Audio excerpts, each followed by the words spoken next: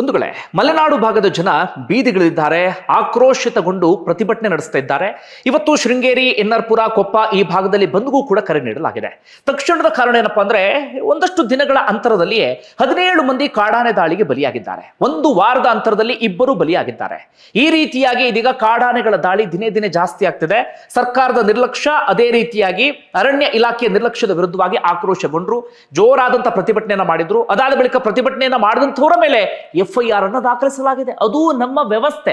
ಎಲ್ಲ ವಿಚಾರವನ್ನ ಇಟ್ಕೊಂಡು ಆಕ್ರೋಶಗೊಂಡು ಪ್ರತಿಭಟನೆಯನ್ನ ಮಾಡಿ ಇವತ್ತು ಬಂದ್ಗೂ ಕೂಡ ಕರೆ ಕೊಟ್ಟಿದ್ರು. ಬಂದು ಕೂಡ ಅತ್ಯಂತ ಯಶಸ್ವಿ ಆಯಿತು. ಬಂಧುಗಳೇ, ಈ ಆಕ್ರೋಶಕ್ಕೆ ಅಥವಾ ಈ ಸಿಟ್ಟಿಗೆ ತಕ್ಷಣದ ಕಾರಣ ಕಾಡಾನೆ ದಾಳಿ. ಅದರ ಆಚೆಗೆ ಮಲೆನಾಡು ಭಾಗದ ಜನರಲ್ಲಿ ಆಳವಾದಂತ ಸಿಟ್ಟಿದೆ. ಅದೇನು ಅಂತ ಹೇಳ್ತು ಹೋಗ್ತೀನಿ, ಕೇಳಿ. ಬಂಧುಗಳೇ, ಹೊರಗಡೆ ನೋಡುವಂತವರಿಗೆ ಮಲೆನಾಡು ಅದ್ಭುತ, ಸ್ವರ್ಗದಂತ ವಾತಾವರಣ. ಆದ್ರೆ ಆ ಭಾಗದ ಜನರಿಗಷ್ಟೇ ಅವರ ಸಂಕಷ್ಟ ಗೊತ್ತಿದೆ. ಬಂಧುಗಳೇ, ಇಂದಿಗೂ ಕೂಡ ಅಲ್ಲಿ ಮಾನವ ಹಾಗೆ ಕಾಡು ಪ್ರಾಣಿಗಳ ಸಂಘರ್ಷ ನಡೀತಾ ಇದೆ.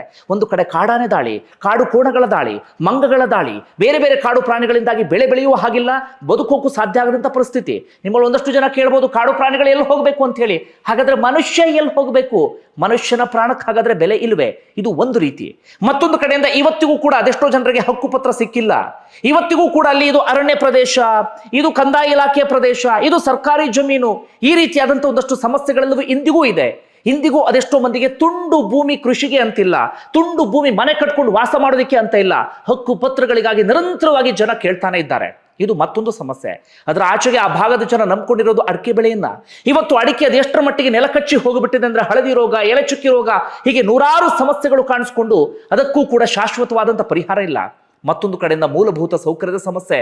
ನೀವು ಚಿಕ್ಕಮಗಳೂರು ಭಾಗದ ಒಂದಷ್ಟು ಕಡೆಗೆ ಹೋಗ್ಬಿಟ್ರೆ ರಸ್ತೆಗಳಲ್ಲಿ ಗುಂಡಿ ಅಲ್ಲ, ಅದು ದೊಡ್ಡದಾಗಿರುವಂತ ಏನು ಕೆರೆ ಅಂತೀವಲ್ಲ, ಅಂಥದ್ದೆಲ್ಲ ನಿರ್ಮಾಣ ಆಗ್ಬಿಟ್ಟಿದೆ. ನಾನೇ ನನ್ನ ತಾಯಿಯನ್ನ ಕಳ್ಕೊಳ್ಳುವಂತ ಪರಿಸ್ಥಿತಿ ಒಂದು ಭಾಗದಲ್ಲಿ ಎದುರಾಗ್ಬಿಟ್ಟಿತ್ತು. ಅಲ್ಲಿ ಅಂತಹ ಪರಿಸ್ಥಿತಿ ಇದೆ. ಹೀಗೆ ಮಲೆನಾಡು ಭಾಗದ ಜನರ ಸಮಸ್ಯೆಯನ್ನ ಹೇಳ್ತಾ ಹೋಗ್ಬಿಟ್ರೆ ಇಲ್ಲಿಗೆ ಮುಗಿಯೋದೇ ಇಲ್ಲ. ಹೀಗೆ ನಿರಂತರವಾದಂತಹ ಸಮಸ್ಯೆಯನ್ನ ಅನುಭವಿಸ್ತಾನೆ ಇದ್ದಾರೆ. ಆದ್ರೆ ಯಾವುದಕ್ಕೂ ಕೂಡ ಶಾಶ್ವತ ಪರಿಹಾರ ಇಲ್ಲ. ಹೊರಗಡೆ ನೋಡೋರಿಗೆ ಹೇಗೆ ಮಲೆನಾಡು ಸ್ವರ್ಗ, ಅಲ್ಲಿರುವಂತವರಿಗೆ ಗೊತ್ತು ಅವರ ಪರಿಸ್ಥಿತಿ ಹೇಗಿದೆ, ಅವರ ಸಮಸ್ಯೆ ಏನಿದೆ ಅಂತ ಹೇಳಿ. ಹೀಗಾಗಿ ಅಂದಿನಿಂದ ಇದ್ದಂತ ಸಿಟ್ಟನ್ನ ಈಗ ಹೊರ ಹಾಕ್ತಿದ್ದಾರೆ ಮಲೆನಾಡಿಗರು.